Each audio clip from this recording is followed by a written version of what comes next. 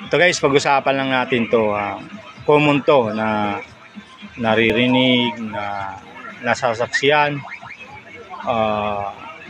Pag tayo guys na mayroon hiningi na pabor sa mga kapitbahay man yan o kaibigan o kamag-anak, huwag po tayo mangangako na araw.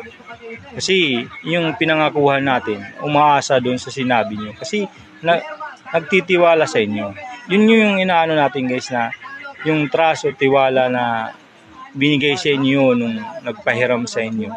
Kung saan man kayo nanghiram, either yung araw-araw natin narinig dyan, kumakato sa bahay natin at may listahan na bitbit o kaya may pinapirmahan kayo, ay maging ano tayo doon, na respeto po doon sa tao na inano natin, na may ano tayo doon, pagkakautang.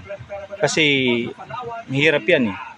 Yung trust na binigay sa inyo ng tao, hindi po yan limited, unlimited, diba? Limited lang.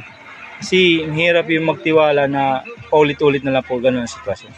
Kaya kayo yung may pagkukulang, may mga ano, makiusap po kayo sa tao na pinagkakautangan nyo. Kasi mahirap po ang sitwasyon ng mga yun. Kaya ano pag hinantay nyo? Huwag na po tayo mamutang.